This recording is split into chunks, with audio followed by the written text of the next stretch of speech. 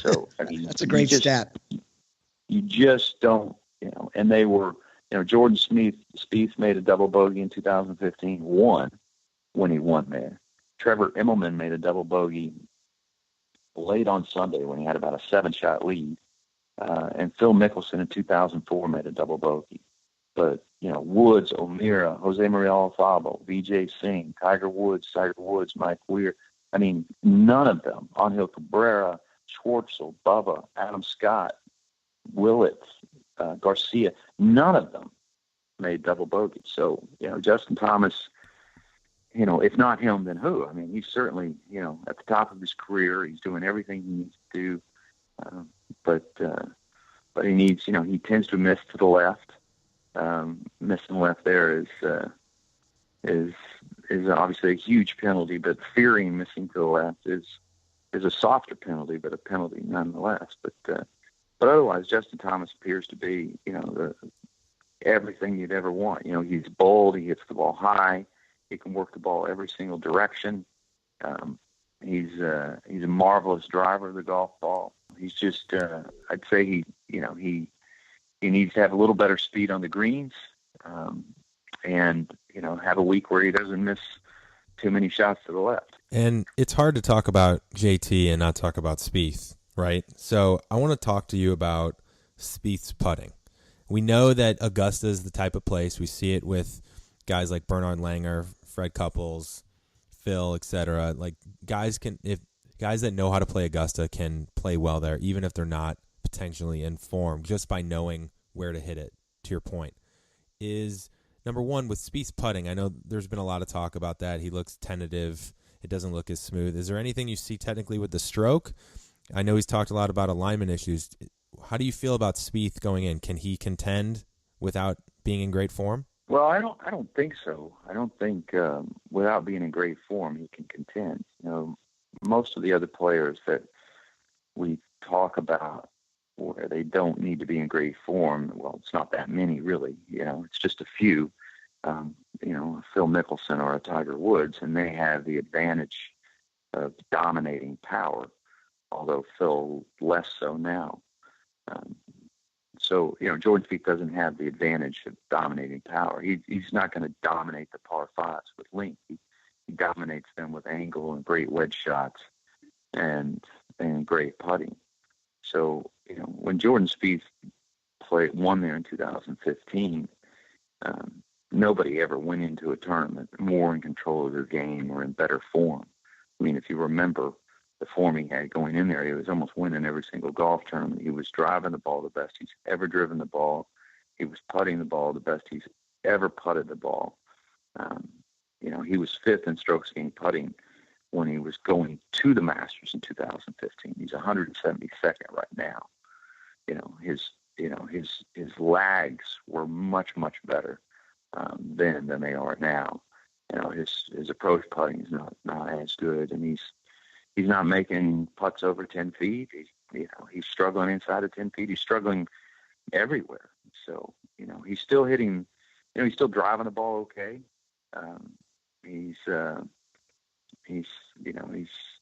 hitting his irons okay. He's not hitting them as well as he was last year. He drove down Magnolia Lane, but he still hits his irons beautifully. But he's really struggling on the greens, and that's probably just enough to keep him from contending. I mean, it wouldn't surprise me if he finished 15th or 12th. But to have him contending on Sunday, he's going to have figured something out in between now and when he gets to Augusta. His stroke is awfully quick. It's one of the quicker strokes, back strokes, forward strokes, that I've ever seen, actually. When you see people with strokes that are that quick, typically, they're gonna suffer with inconsistencies, and he's in one of those downturns right now with his putter. Yeah, Brando, it's just amazing, even with his struggles now, that what he was able to do a few years ago to shoot 18 under and to tie Tiger's record. I mean, it's just crazy to think about when he's not the high ball, shot shaper, cut corner guy, that we talk about like the other guys. True, unbelievable. Well, Yeah, but no, I mean he's very underrated in his ball striking. He is the player that can work the ball both directions. He is the player that can work it low. He very much is. You know, at Augusta National, you have to be able to work the ball off of, you know, downhill lies, side hill lies, uphill Sure. lies.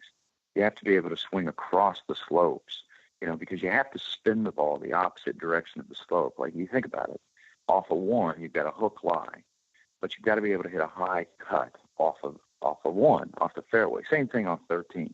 You know, you got a hook lie, but you've got to be able to hit a high cut. So you have to be able to swing left. You have to be able to swing across the slope and hit a high cut, you know, off a hook lie. And you're asked to do this, you know, all the time. You know, I mean, you need to hit sort of a high soft draw into 5, but, you know, you've got the ball sort of below your feet. So you got to figure out a way, you know, to swing the opposite direction of the slope and still have control. And Jordan Spieth can do that. I mean, he's a fabulous iron player.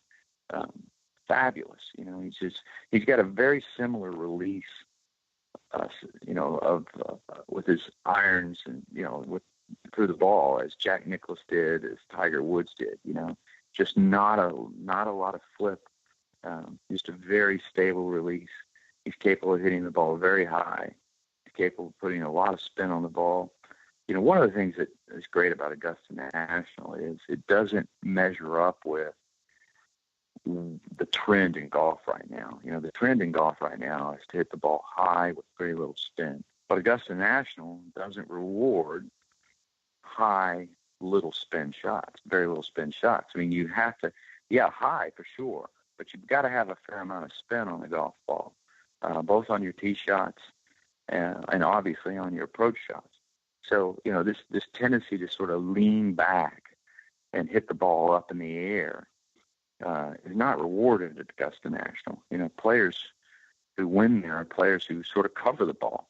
You know, they're right on top of it, and they've got complete control. And Jordan Spieth is certainly that. He's a marvel to watch hit golf shots, absolute marvel. So, Brandel, you said that your favorite this week is probably Justin Rose. Do you have a dark horse that the wagerists out there can keep their eye on? Yeah, I mean, there are no dark horses. I mean, if you want me to come up with, you know, a dark horse, you know, I mean, you start getting into, you know, Alex Noren or Tyrrell Hatton or, Sure. You know, I mean, but I mean, they're not dark horses. They're in the top 20 in the world. If I wanted to go down and pick somebody, you know, who's outside, you know, I always have this when I'm on the set and people are like, all right, we're going to have a dark horse pick. I'm like, well, all right, let's define what a dark horse is, first of all. And for me, a dark horse at Augusta National is, you know, somebody outside the top 25 players in the world. You know, and you know, it gets pretty slim pickings when you start to think of all the things that you need.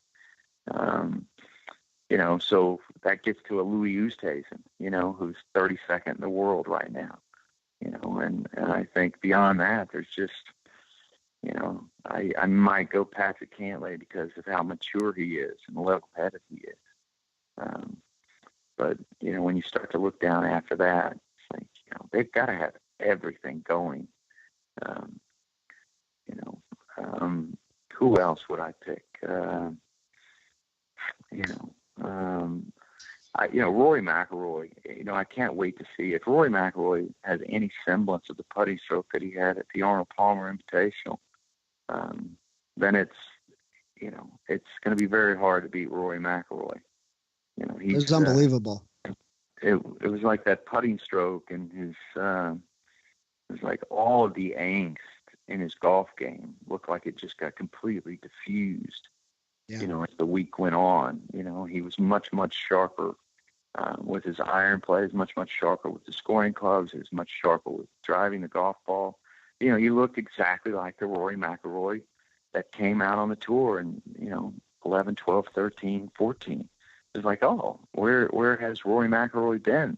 You know, it's as his putting skills decayed, I think it caused, you know, a lot of frustration, obviously, and then it was a huge distraction, you know, and you know, I think he spent more time trying to figure out his putting, and it weighed on him it certainly, I think, caused other elements of his game to sort of fall off. And, everything came together at the Arnold Palmer Invitational. If the guy who won the Arnold Palmer Invitational shows up at Augusta National, well, then everybody else is going to have a really hard time beating Rory McIlroy.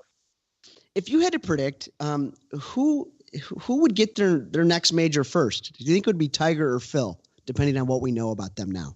Well, I would have to say Tiger, only because history's just not is not very kind to 47-year-old men. There's only ever been one winner of a major championship older than Phil Mickelson, and that was Julius Burrows 50 years ago at the PGA Championship.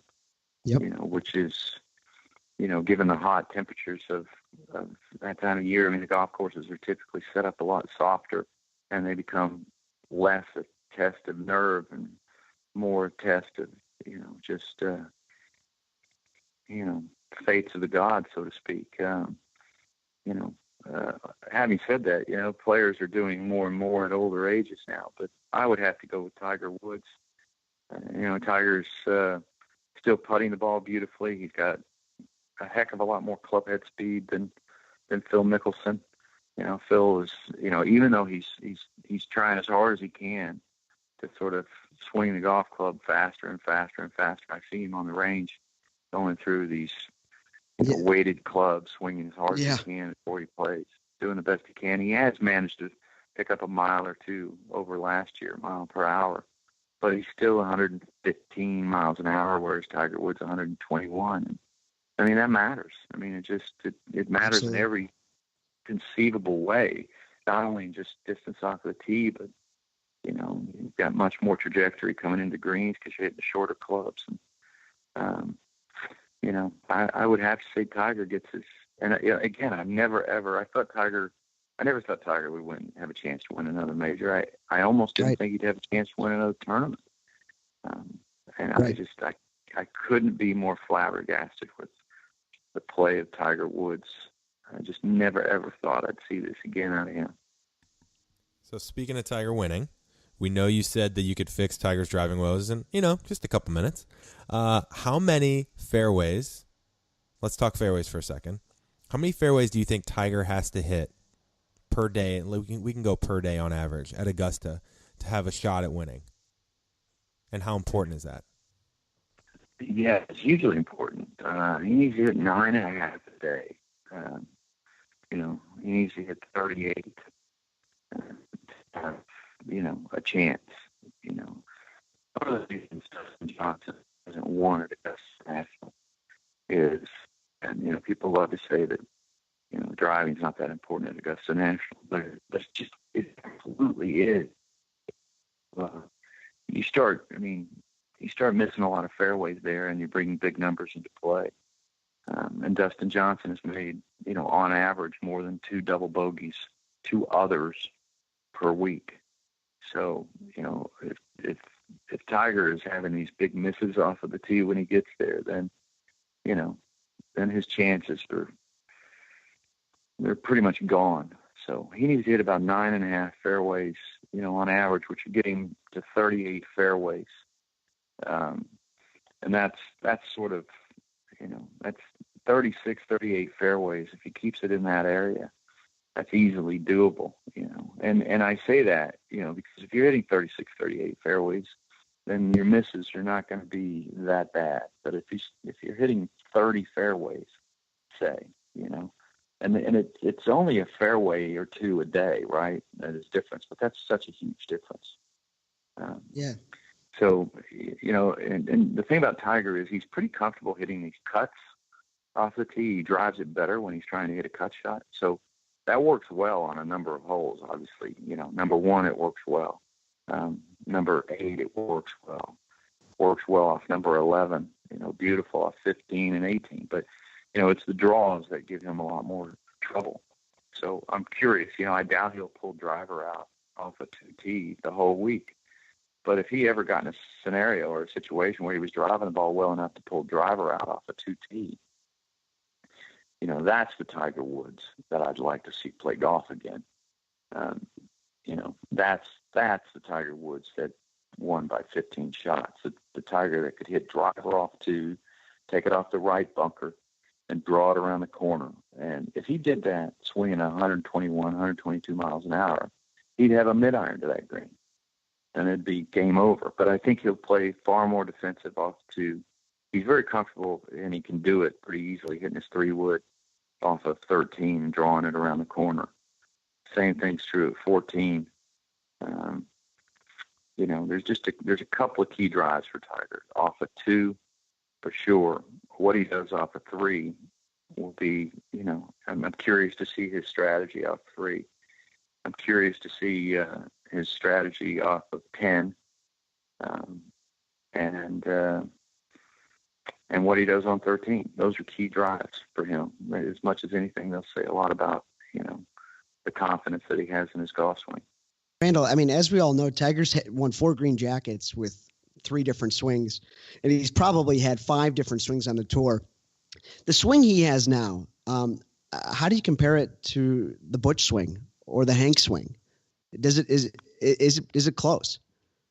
Yeah. Well, the thing about Tiger is, look, we criticize him or we're confounded by him changing his golf swing. But the fact is, every time he changed his golf swing, with the exception of the swing that he made under Sean Foley, he got better. He was a better player in 2000 than he was in 96, 97. He was a better player under Hank Haney than he was under Butch Harmon. There's just no two ways about it. He won 33% of the golf tournaments under Hank Haney. He was a better player. How would I compare the swing he has now? Well, it's nowhere near as good. I mean, it's headed in that direction. Sure. This golf swing has the potential to be. It has the potential to be the 3rd best golf swing he's ever had, because the golf swing under Hank Haney, it was his most consistent. The golf swing he had under Butch Harmon was his most dominating, or most explosive, I should say, the second one under Butch. But this one has the potential to be right there with it. He still drops down in the second half of his backswing. People love to say, well, lots of people drop down, but Tiger did not drop down under Butch, and he didn't drop down. And I'm not talking about when he changes direction. I'm not talking about when he starts moving towards the target. Even as he's completing his backswing, he'll start moving towards the target. I call that the downswing. I mean, that's when the transition starts. I'm just talking about when he moves his first part of his backswing and the second part of his backswing, the takeaway and the second part of his backswing. If he would stay taller, and, he's done a great job of shifting to the right, and he's staying taller than he was at the beginning of the year, but he's still dropping down substantially in the second half of his backswing. And that creates and leads to so many problems. And it's that one move, if he could eliminate it from the last time we saw him play, if he shows up at Augusta National and he is maintaining his height, but it's not just his height. He was not only dropping down, he was moving closer to the golf ball. So You got to have room to do your work. And if you're decreasing the amount of room you have to do your work, you have to make all these other compensations. So Tiger would make compensations by jumping up and jumping out of the shot, which causes a host of problems. It causes the club to drop to the inside, get underneath the plane. And if Tiger Woods is maintaining his height in the second half of his backswing, then he's got room to do his work. And, he'll drive the ball beautifully, and he'll win his 5th Masters. And that's pretty much all he's got to do. And it's not that hard. It's really not. When I said, I fixed Tiger Woods in 2 minutes, that was allowing for, again, 1 minute of us screaming at each other. You saw with his right foot, he's opening his right foot now to dress, and that's helping him load. And that's making a huge difference, the way he's being able to attack the golf ball. Yeah, I mean, right foot flare is so important because it allows you to turn, your leg clockwise in the backswing, which is huge. Which allows you to get your hip behind you and get your right hip behind you, and allows you to load into your right side. So yeah, he's made remarkable changes to his golf swing just since the genesis. By the time he got to Honda, his golf swing was completely different. And by the time he got the Valspar, it was completely different. It was like the one piece of the puzzle. The only thing left is for him to, and if I was talking to him, I would say you need to feel like the back of your neck and your takeaway moves up and to the right. It's as simple as that. All you have to do is go look at Jack Nicklaus in slow motion and watch how his head moves up and to the right in his backswing. And it's not just peculiar to Jack Nicklaus. Annika Sorenstam did the same thing, Sure. And in long driving, Jamie Sadlowski did it. So there you have arguably the greatest female player of all time, arguably the greatest male player of all time, and arguably the longest hitter in the history of golf. All three had this move, all three where they moved up off of the golf ball. And the reason it's so important is, one, it gives you room to do your work. Two, it allows you a free ride on the way down. Free ride. You've got two ways to create speed in this game: muscle and gravity. And those that drop down in their backswing rely then solely on muscle. But if you have an up move in your backswing, then you get to drop down. You're literally allowing gravity to help you accumulate speed. So you've got gravity that gives you a free ride down, and then you can use your muscle. And you've got the combination of those two. There's no question. If you go back and look how far Jack hit it, how far Annika hit it, Annika improved her driving distance, by the most mind-boggling numbers that I've ever seen. To see someone go from a middle of the road, middle distance player to become the longest hitter on the respective tour, I mean, that's just never done. And she did it, and that's why she dominated. So Tiger did it. In 2000, he maintained his height. And more than that, his head didn't move, his body carriage didn't move towards the ball, didn't move towards the target line in his backswing. You got to get it moving, at least stay stable, but ideally move up and away from the target line.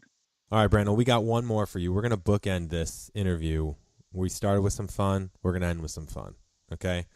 We asked this to Keith Mitchell. He had a very strong opinion, and we wanted to hear yours. So, you can say thanks to us. You can thank us later off air, but, we're growing the game. And we've got three initiatives that we think can grow it even more. So number one, Patrick Reed, wardrobe, Sunday restrictions. No red and black on Sundays. It's done. He's a Nike guy now. Tiger's back. Enough's enough. Patrick Reed no longer can wear red and black. That's number one. Number two, walk-up songs. Okay? Keith made a good point. He said, can't do it on the tee box. Not enough time between players. Tee boxes are too close. You got to do the closest guy. And they tested this in Kansas City. The closest shot on a par 3, they get their song played as they're walking up to the green. And number 3, mic'd up caddies. What do you think? Mic'd up caddies. Wow. Yeah, think about it, Brandon. Wow. We have to choose all three of them. One, I think golf needs sort of a bad boy, and Patrick Reed, in the nicest possible way, fills that bad boy. Like, in golf, he's our bad boy, right? And what does he do that's bad? Nothing, actually. He's as time's gone on, he's become a fabulous sort of media darling. I mean, he's interesting to watch. And when he's got the red and black on, I think he does it out of respect to Tiger Woods. At least that's the way I take it. It's like, one guy's got the guts, I guess, to wear a Tiger Woods outfit on Sunday. In no way, shape, or form. I mean, nobody is Tiger Woods. Nobody does well in that comparison. But I love that he does it, and I even think Tiger loves that he does it. It's like a tip of the cap to Tiger Woods. And the walk-up song, it's like, I think my good buddy Eamon Lynch called this invigorated fan that's following the game and yelling out all these ridiculous things when players hit. He called them golf bros. And when you do the walk-up song, you're playing into the golf bros' hand. You're invigorating the golf bros, and I think the game of golf should do everything they can to sort of quash the golf bros. I think the game of golf is a lot better off without golf bros. They got to get these guys under control. Okay. Yeah, yeah, absolutely. I don't even know how you do it. I mean, that's you want fans out there. You want, golf has always had, its own sort of audience. It's not the typical sports fan. It's just not. And if people say they want to grow the game, well, that means they want people coming to the game who are not golfers. And so, this is like golf's own version of cognitive dissonance. You hold them in your mind two mutually exclusive ideas just as fervently, and it's like they don't go together. Sure. And then miking up the caddies. Look, I already think there's way too much conversation between player and caddy. I mean, when a player walks up to a golf ball, I mean, as he walks up to the golf ball, he knows what shot to hit. He knows what club to hit. He knows within a yard or two how far it is. He knows all these things instinctively. I think one of the worst things in golf is player caddy conversations. They go on too long. I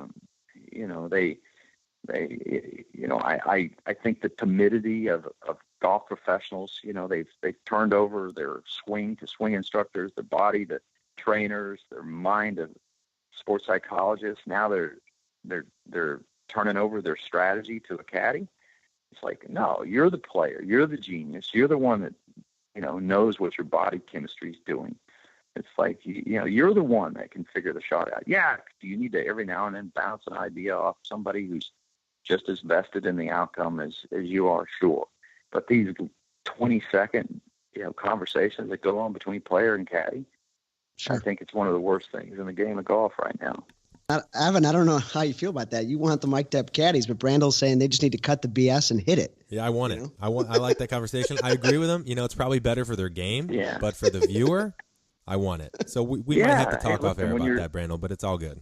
When you're doing a broadcast and, when a player and a caddy are having a conversation, you lay out, right? Because, you want to hear what they're saying. You want to hear, because it is compelling.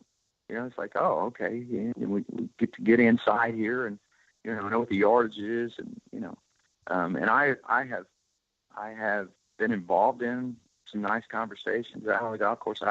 I've heard some very compelling. I watched a caddy talk a player into going for a shot over water out of the rough, where, I was going to win the tournament if he hit it in the water. And I was convinced this caddy was talking him into going for this shot out of the rough over the water. I was convinced the caddy was talking him into hitting it in the water, and I was going to win. And it was Stuart Sink. It was his first win. It was Hartford. He drove it on 17 up on the bank. And I mean, his caddy absolutely talked him into hitting this shot, and he pulled it off, and he won. And so that was, it was great conversation. So, there's times for it. But if you mic caddies up, you're encouraging these exchanges between caddy and player. Sure. And I think while they're useful sometimes, for the most part, the player knows exactly what he needs to do. Almost the second he hits the tee ball, he's going to know how far it is, where the wind's coming from, all the nuances of the shot. And the more instinctual a player gets, the better he's going to be. Randall, you've got the par train mojo, so you're probably going to have the greatest broadcast of your career. We want you to have a great week. And thank you so much for coming forward. The greatest Masters of all time. We're not going to be there, unfortunately, but it is our goal to get there next year. Well, I'll be reading your tweets. And thank you. If it even has a chance of being the greatest Masters of all time, I'll give a nod to your prediction. You might have said it first. What, back in December? Back in December. That's fine prognosticating out of you. That's what we do. Love it. All right, thanks, Brandel. We appreciate you coming on. You have a great week next week. Thanks, Brandel. You guys take care. Enjoyed it. Cheers.